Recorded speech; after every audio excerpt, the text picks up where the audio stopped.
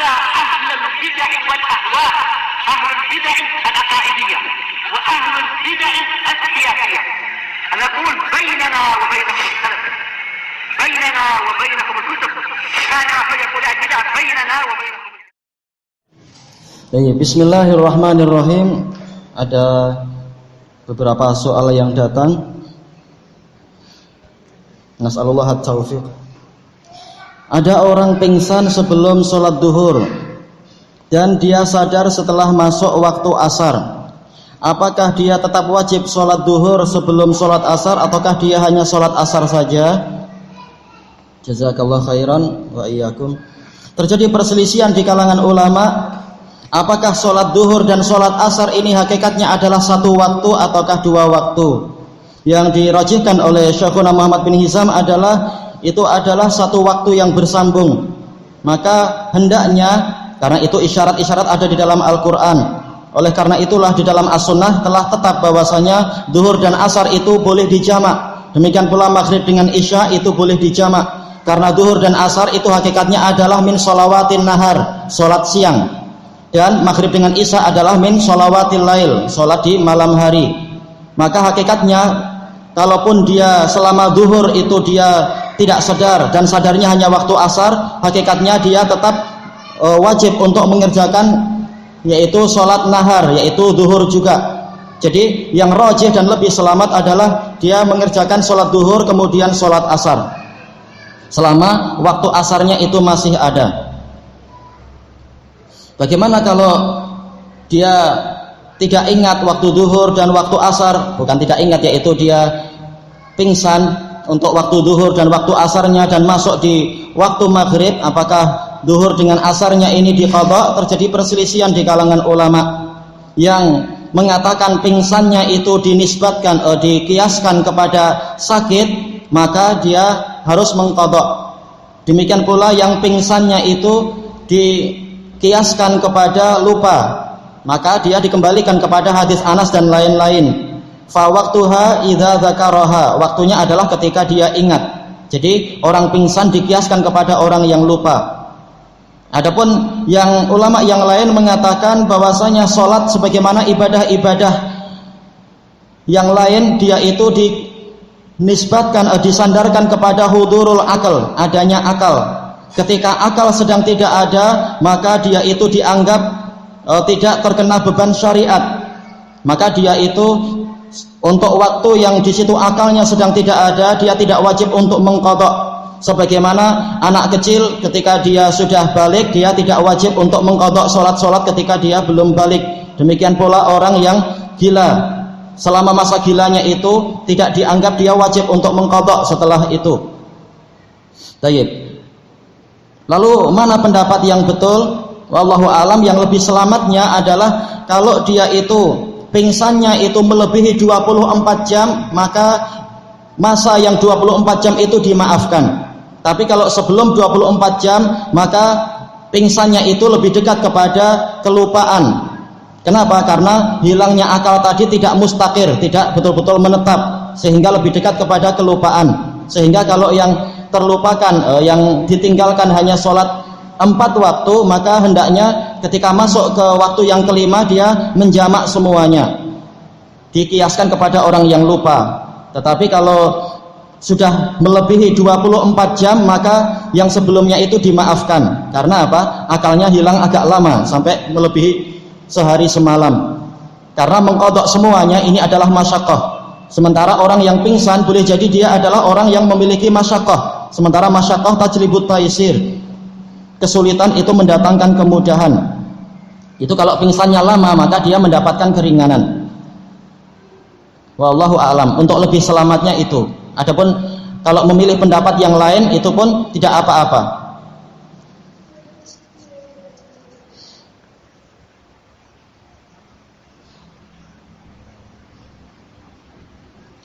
Untuk status hadis zikir pagi, Allahumma inni as'aluka ilman nafi'an wa rizqan thayyiban wa amalan mutaqabbala, yang ana tahu adalah hadisnya itu boleh disahihkan. Wallahu a'lam. Apakah disyaratkan masjid yang digunakan untuk sholat Jumat itu adalah masjid wakaf, jazakallah khairan. Memang ini khilaf di kalangan para ulama, tetapi wallahu alam yang lebih rajih adalah pendapat dari kalangan Hanabilah, sebagaimana fatwa dari Imam Ahmad rahimahullah, disyaratkan dia adalah masjid wakaf. Adapun pembahasan yang lebih terperinci maka bukan di sini tempatnya, tapi yang lebih rajihnya untuk khusus sholat Jumat itu adalah masjid wakaf. Adapun untuk yang bukan sholat Jumat, yaitu sholat 5 waktu, selama masjid itu bukan masjid wakaf, sholat di dalamnya tetap sah, tetapi orang yang mendengar adzan dari masjid itu dia tidak wajib mendatangi karena dia bukan masjid wakaf, dia masih masjid milik orang-orang tertentu, sebagaimana itu difatwakan oleh Lajnah Daimah dan juga Imam Ibnu Utsaimin dan Imam Ibnu Baz.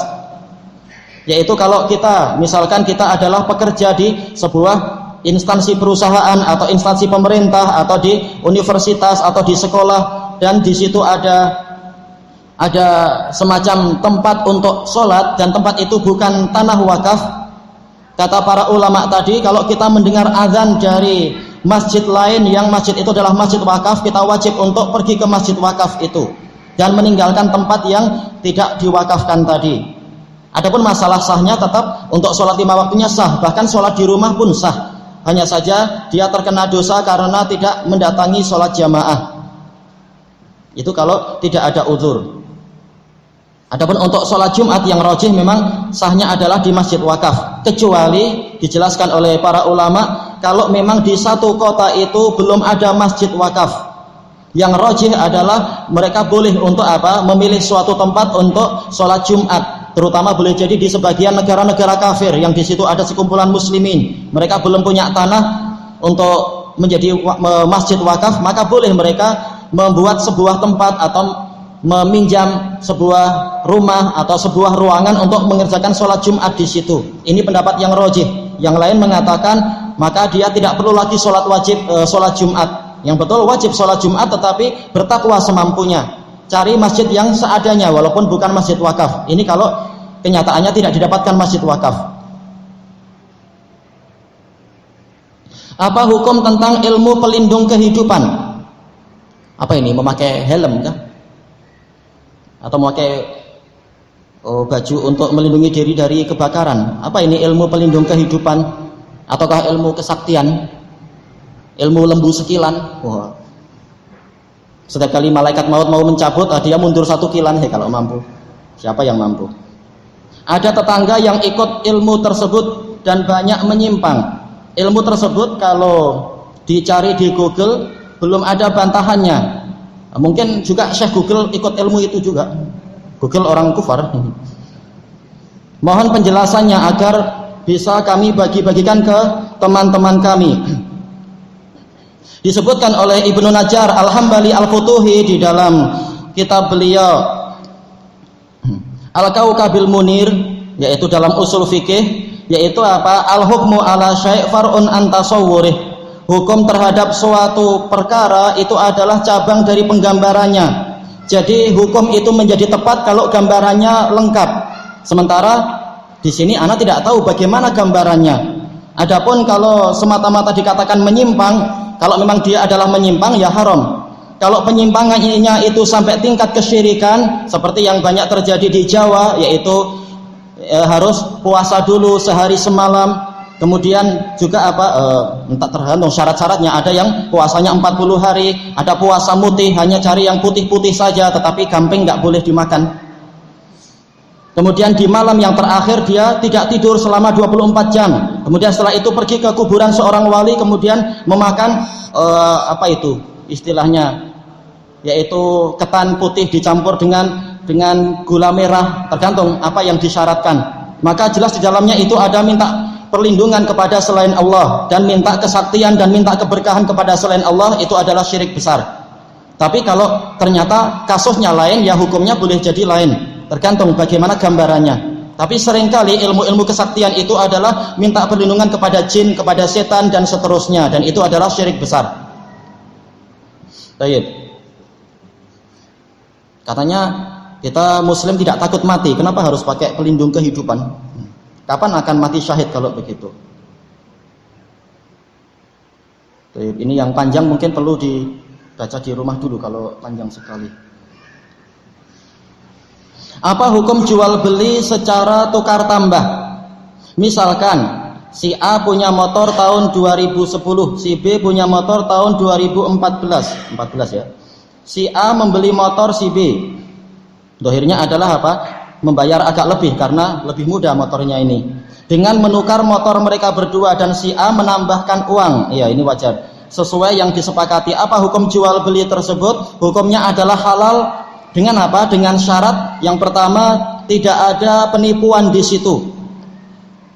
Yaitu bahwasanya motor yang tahun 2010 jelas dia masih memiliki harga dan harganya adalah harga yang wajar. Kalaupun lebih nggak apa-apa, lebih sedikit atau kurang sedikit sesuai kesepakatan, dia tetap masih memiliki harga sehingga layak untuk dikatakan dia masih memiliki samaniyah, masih ada harganya. Demikian pula motor yang baru jelas samaniyahnya itu nilainya itu lebih tinggi dan ini adalah sesuatu yang wajar. Kemudian kalau terjadi barter maka ini adalah halal. Barter dengan apa? Kesepakatan yang lebih mahal tentunya apa? Dapat tambahan uang dan ini adalah sesuatu yang wajar dan ini adalah halal asalkan tidak ada penipuan di dalamnya, tidak ada penyembunyian aib dan seterusnya. Ini kalau pertanyaannya hanya seperti ini. Adapun kalau dibalik itu ada kaitan dengan bank begini-begini, maka harus dilihat perinciannya. Hukum asalnya boleh. Karena pada masa lampau sebelum ditemukannya uang, adanya adalah barter dan sebenarnya tukar tambah ini adalah bentuk dari apa? Sebuah barter, pertukaran barang. Dan pertukaran barang tidak selalu harus sama. Boleh jadi yang ini lebih mahal sehingga layak untuk diberi nilai tambah dengan apa yang disepakati di situ. Hukumnya adalah boleh, hukum asalnya. Asal tidak ada pemaksaan. Oh, ini banyak. Bagaimana hukumnya seorang yang bekerja yang tempat kerjaannya tersebut ada CCTV-nya yang keluar masuk dibidik dengan CCTV tersebut? Jelas yang namanya CCTV ini adalah haram menurut pendapat yang rajih dan pendapat yang marjuh tidak memiliki dalil yang sahih dan yang sharih sama sekali. Yang ada hanyalah istihsan, yang ada hanyalah gambaran tentang darurah dan itu sebenarnya tidak sampai darurah. Dan yang ada hanyalah kias kepada cermin, sementara cermin ini sifatnya tidak mustakir, sementara CCTV tetap dia itu adalah sesuatu yang mustakir, ada rekamannya dan dia tetap masuk dalam istilah gambar. Tayyib. Maka ini hukumnya adalah haram dan dalil-dalilnya menunjukkan itu adalah kabair dan dalil-dalilnya adalah mutawatir. Ini adalah fatwa dari para ulama bahwasanya hukumnya adalah haram. Maka kalau kita ada tempat kerja yang lain, kita haram untuk kerja di tempat itu tadi. Adapun kalau darurat, memang betul-betul darurat, maka ad-darurah tubihul mahdurat.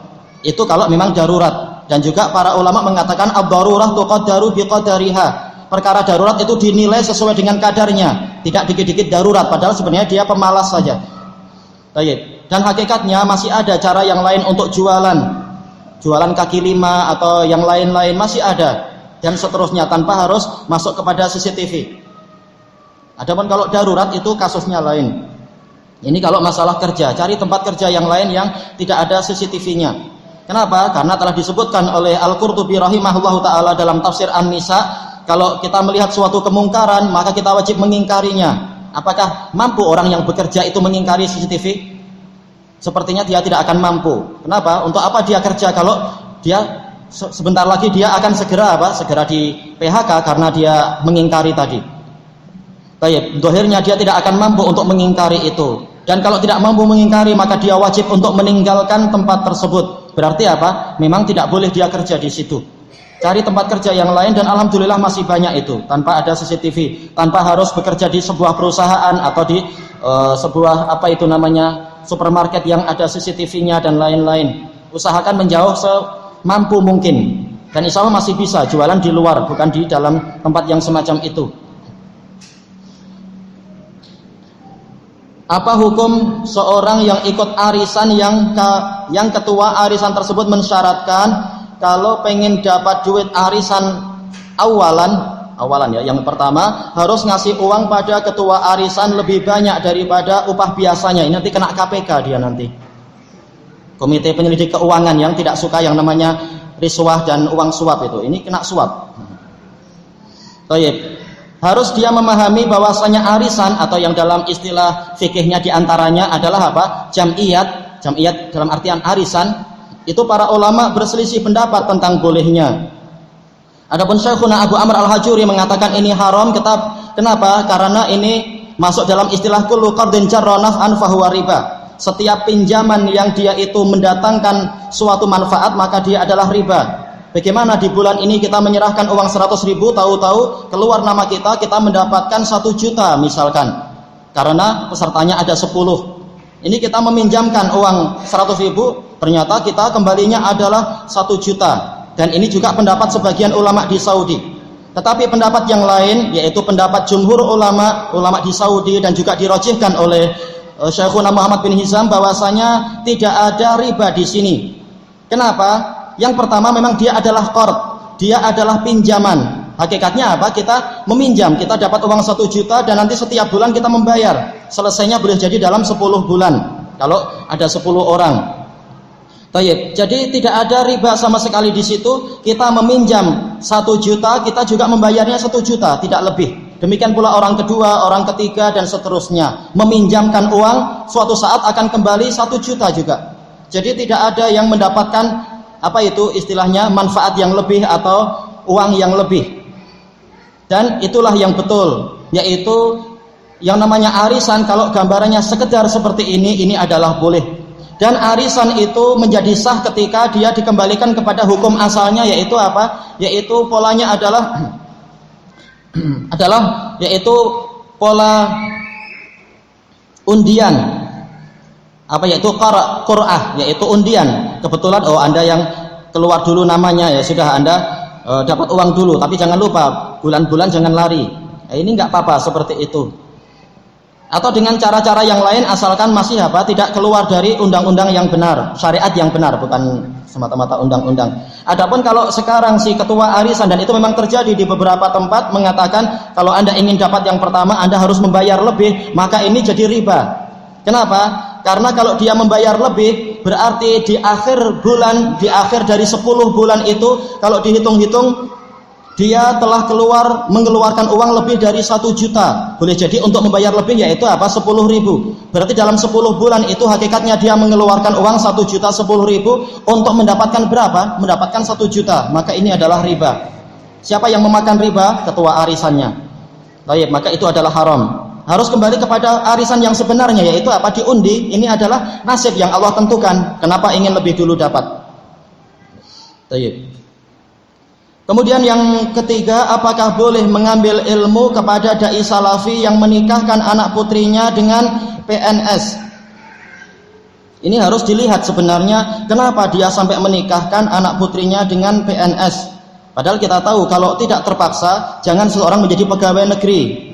Karena apa? Kebanyakan sebagaimana dijelaskan oleh Imam Al-Wati'i rahimahullahu ta'ala, sebuah amalan itu akan menjadi kecil barokahnya karena terkait dengan pemerintah, dan itu terbukti. Itu baru sekedar terkait dengan pemerintah yang hartanya bercampur antara halal dengan haram. Belum lagi kalau pemerintah membuat undang-undang yang mengharuskan misalkan laki-lakinya memakai pakaian yang ketat-ketat atau meniru dengan orang kafir atau melakukan tradisi-tradisi yang tasyabuh dengan orang-orang kafir. Belum lagi maksiat-maksiat yang lain berupa ikhtilat barangkali, atau wanitanya walaupun boleh pakai jilbab tapi bukan jilbab yang syar'i, ada ikhtilat dan boleh jadi diwajibkan jabat tangan dengan kepala departemennya dan seterusnya. Boleh jadi diwajibkan untuk hadir dalam upacara yang di situ ada nyanyian, boleh jadi, dan berbagai maksiat-maksiat yang lain. Sekitar berhubungan dengan pemerintah saja barokahnya akan mengecil. Bagaimana kalau digabung dengan berbagai macam maksiat? Baik. Maka kalau tidak terpaksa, itu seseorang jangan bekerja dengan pemerintah. Dan jangan bermalas-malasan, oh saya terpaksa, padahal kenyataannya tidak terpaksa. Adapun kalau lain lagi, yaitu orangnya selama ini memang sudah jadi PNS, kemudian masuk ke dalam salafi, tahu ini selama ini saya berbuat maksiat, maka apa? Kita bimbing dia sedikit demi sedikit, kita sabari dia. Jangan langsung disuruh untuk meninggalkan segalanya. Sebagaimana kita dulu kenal salafi pun untuk meninggalkan maksiat pun sedikit demi sedikit. Teman kita sabar mendidik kita, mengingatkan kita. Maka hendaknya kita juga sabar dengan orang yang baru tahu dakwah. Jangan langsung dikerasi, diharuskan keras seperti besi. Jangan. Sabar sedikit demi sedikit. tapi jangan dibiarkan kemaksiatannya itu. Adapun orang yang sengaja dia sudah tahu dakwah dan sudah tahu sunnah, kemudian dia memilih untuk jadi PNS, maka harusnya orang yang bertanggung jawab untuk kemaslahatan anaknya dia menikahkan dengan apa? Orang yang memang salafi yang bagus, salafi yang betul-betul murni mencari agama Allah dan tidak tawakal kepada selain Allah. Kebanyakan PNS, saya tidak mengatakan semua, kebanyakan dari mereka terfitnah dengan apa? Tawakal kepada selain Allah dalam masalah gaji bulanan. Itu sering dari ucapan-ucapan mereka, bukan semua, kita tidak memastikan semua. Baik, maka harusnya kalau kita tahu orang ini sudah tahu dakwah, kemudian dia sengaja untuk menjadi PNS, harusnya kita sebagai seorang wali dari anak kita cari yang lain. Kecuali kalau di seluruh dunia nggak ada laki-laki kecuali dia, misalkan, mana mungkin, maka itu tidak apa-apa. Tapi selama masih ada yang lebih baik, kenapa memilih yang tidak baik? Kenapa kita menyia-nyiakan yang lebih baik? Bukankah Rasulullah SAW bersabda, "Fadfar bidzatid din taribat yadak"? Cari lelaki yang kalau hadisnya sih untuk perempuan, tapi intinya sama. Cari orang yang memiliki agama yang kuat. Kalau tidak demikian maka engkau akan celaka. Kalau masih ada orang yang agamanya kuat, kenapa kita memilih yang agamanya lemah? Orang yang sengaja menjadi PNS dalam keadaan dia sudah tahu dakwah, ini menunjukkan imannya belum kuat. Kenapa kita tidak memilih yang imannya sudah kuat? Baru kemudian apa? Yang lain dibimbing, yang imannya belum kuat. Pilih yang terbaik kalau kita memang sayang kepada anak kita, sayang kepada agama anak kita, bukan semata-mata masalah dunia. Ini nasihat secara umum. Adapun kalau dibalik itu barangkali ada udzur-udzur syar'i, maka kasusnya boleh jadi lain. Tapi ini adalah nasihat secara umum karena pertanyaannya juga umum. Wallahu a'lam. Apa saja penyimpangan menjadi PNS ditinjau dari sisi syariat? Di antaranya itu tadi yang Ana sebutkan, belum lagi yang lain-lain. Banyak perkara yang menunjukkan kita harus ridho dengan berbagai macam kebatilan. Kita nggak jadi PNS saja kita banyak terikat dengan berbagai macam penyimpangan, apalagi kalau jadi PNS. Dan itu ma'ruf. Seorang anak laki dia mendapatkan bagian warisan lebih banyak dari saudara-saudara yang lain dikarenakan dia yang mengurusi kedua orang tuanya sampai keduanya meninggal. Apakah dibenarkan secara syariat? Dari sisi warisan itu tidak dibenarkan, karena untuk warisan Allah Ta'ala berfirman nasibam mafruḍa, itu adalah bagian yang telah ditetapkan dan dibagikan. Mafrud yaitu ditetapkan dan dibagikan. Ini adalah ketetapan dari Allah Ta'ala, dan di akhir pembahasan warisan itu Allah Ta'ala berfirman yubayyinullahu lakum an tadillu wallahu bikulli syai'in alim. Allah menerangkan hukum warisan ini agar kalian tidak tersesat, dan Allah tahu segala sesuatu. Maka untuk masalah warisan tidak boleh ada hukum lebih atau hukum kurang menyelisihi hukum Allah Ta'ala. Adapun untuk masalah jasa, maka ini diambil dari faktor lain, yaitu apa? Yaitu dia diberi yang namanya ujrah, yaitu upah. Boleh seorang anak yang dia memiliki jasa lebih, dia diberi upah, bukan sebagai bentuk warisan, tapi apa? Upah. Sebelum warisan itu dibagi, dia diberi upah dulu, upah dari jerih payah dia. Sebagaimana boleh orang tua itu melebihkan anak yang soleh dengan pemberian-pemberian dan mengurangi anak yang jahat dari pemberian-pemberian. Kenapa? Orang tua bertanggung jawab atas harta. Kalau harta itu diberikan kepada anak soleh, bukan warisan, tapi sekedar bantuan, maka itu bagus untuk menolong dia di dalam ibadah, menolong dia dalam thalabul ilm, menolong dia dalam dakwah. Dan ini adalah kewajiban orang tua sebagaimana kewajiban masyarakat untuk menolong orang yang berdakwah. Dan sebagai orang, dan adapun anak yang jahat, jangan dia dibantu dengan harta, karena ini adalah sebuah kesalahan. Adapun kalau masalah warisan, setelah yang berjasa diberi upah sesuai dengan layaknya, yang tidak berjasa ya tidak diberi upah, baru kemudian apa? Diberikan warisan sesuai dengan yang Allah Ta'ala tetapkan. Sama saja dia jahat atau dia baik, selama dia orang muslim, dia berhak untuk mendapatkan warisan sesuai dengan yang Allah tetapkan, asalkan tidak ada faktor penghalang, misalkan adalah dia murtad, atau misalkan dia naudzubillah dia yang meracuni orang tuanya agar segera dapat warisan, naudzubillah. Dan semua itu terjadi di dunia ini. Apa hukumnya kita membunuh kucing dengan racun dikarenakan kucing tersebut sangat mengganggu, diusir juga susah? Baik, hukum asal membunuh kucing adalah tidak boleh.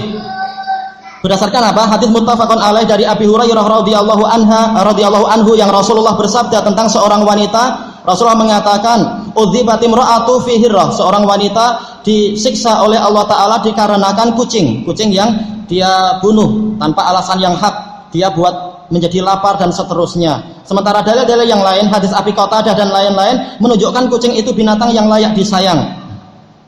Innaha laysat binajisah, innama minat tawafina alaikum wa tawafat. Kucing itu tidak najis, kucing hanyalah binatang-binatang yang berkeliling di sekeliling kalian. Sampai kemudian dicontohkan oleh Abu Qatadah memberi minum kucing dan seterusnya. Jadi kucing polanya adalah untuk disayang. Adapun kalau kucing itu mengganggu, telah dijelaskan oleh para fuqaha, ini akan masuk dalam bab daf'us sha'il, menolak makhluk yang menyakiti atau mengganggu.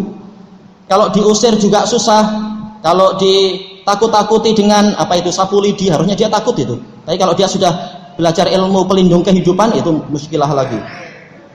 Nah, disiram air juga insya Allah dia takut itu. Tapi kalau ternyata kucingnya memang preman, ya kalau tidak ada cara lain kecuali dengan dibunuh, maka para ulama membolehkan. Kalau emang dia tipenya adalah sampai tingkat yang seperti itu, sudah dibersihkan, tahu-tahu sudah buat kotoran lagi dan seterusnya, diusahakan diusir nggak bisa. Tapi kalau sekedar buat kotoran, jangan hukum pancung, itu terlalu besar. Baik. Adapun kalau diracun, maka banyak ulama melarang karena dikhawatirkan ada makhluk lain yang ikut makan. Mungkin ada semut nggak boleh dibunuh, jangan-jangan dia ikut makan, atau binatang-binatang yang lain yang akan terkena racun itu. Dan itu banyak terjadi, bahkan di Malaysia, bahkan di Yaman seperti itu. Bukan hanya makhluk yang diinginkan yang keracunan, tapi juga makhluk-makhluk yang lain. Maka pakai cara yang terbaik, cara yang paling ihsan, sebagaimana dalam hadis Mustaurid bin Syaddad itu. Berarti bagaimana?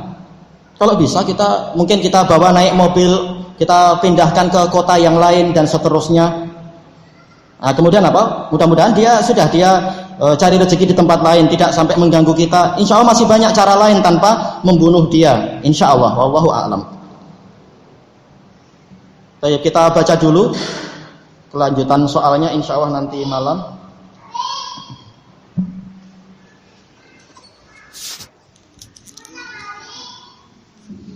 Bismillahirrahmanirrahim.